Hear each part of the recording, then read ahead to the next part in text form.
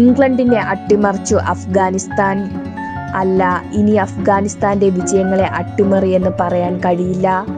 Top 8 ടീമുകൾ മാത്രം പങ്കെടുക്കുന്ന ചാമ്പ്യൻസ് ട്രോഫിയിൽ തങ്ങളുടെ ആദ്യ വിജയം സ്വന്തമാക്കി അഫ്ഗാനിസ്ഥാൻ.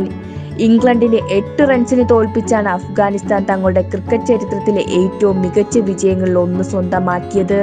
കഴിഞ്ഞ ODI വേൾഡ് കപ്പിന് പിന്നാലെ ഇപ്പോ ഇതാ ചാമ്പ്യൻസ് ട്രോഫിയിലും ഇംഗ്ലണ്ടിനെ വീഴ്ത്താൻ അഫ്ഗാന് കഴിഞ്ഞപ്പോൾ ഇംഗ്ലണ്ട് ചാമ്പ്യൻസ് ട്രോഫിയിൽ നിന്നും പുറത്തായി.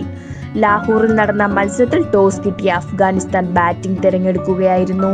മികച്ച തുടക്കമാണ് ഇംഗ്ലണ്ടിന് ലഭിച്ചത്. ആർച്ചർ മിന്നും പ്രകടനം നടത്തിയപ്പോൾ 37 റൺസ് എടുക്കുന്നതിനിടയിൽ അഫ്ഗാനിസ്ഥാന്റെ ആദ്യ 3 വിക്കറ്റുകൾ നഷ്ടമായി. എന്നാൽ പിന്നീട് ലാഹോർ സ്റ്റേഡിയം സാക്ഷ്യം വഹിച്ചത് അഫ്ഗാനിസ്ഥാന്റെ തിരിച്ചുവരവിനാണ്. ഇബ്രാഹിം സത്രൻ ഒരറ്റത്ത് തകർത്തടിച്ചപ്പോൾ ഷാഹിദിയും ഒമറസായും നബിയും മികച്ച പിന്തുണ നൽകി.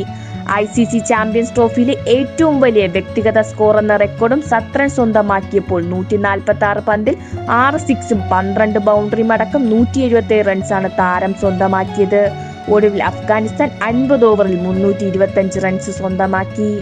രണ്ടാം ഇന്നിംഗ്സിൽ മികച്ച പ്രകടനമാണ് അഫ്ഗാൻ ബോളർമാർ കാഴ്ചവെച്ചത്. പേരുകേട്ട ഇംഗ്ലീഷ് ബാറ്റിംഗ് നിരയെ സമ്മർദ്ദത്തിലാക്കാനും കൃത്യമായ ഇടവേളകളിൽ വിക്കറ്റ് നേടാനും അഫ്ഗാന് സാധിച്ചു. സെഞ്ചുറിയുമായി റൂട്ട് പൊരുതിയെങ്കിലും മാക്സ്വെൽ കാണിച്ച മാജിക് കാണിക്കാൻ സാധിച്ചില്ല.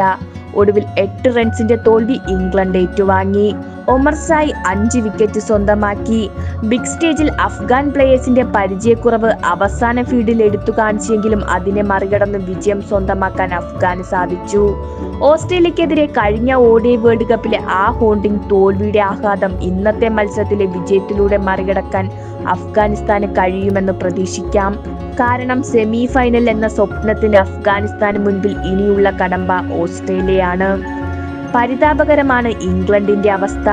ഓസ്ട്രേലിയയോട് അത്രയും വലിയ സ്കോർ എടുത്തിട്ടും തോറ്റ ഇംഗ്ലണ്ടിന് ഈ മത്സരത്തിൽ അഫ്ഗാനിസ്ഥാനോട് പരാജയം നേരിടേണ്ടി വന്നു.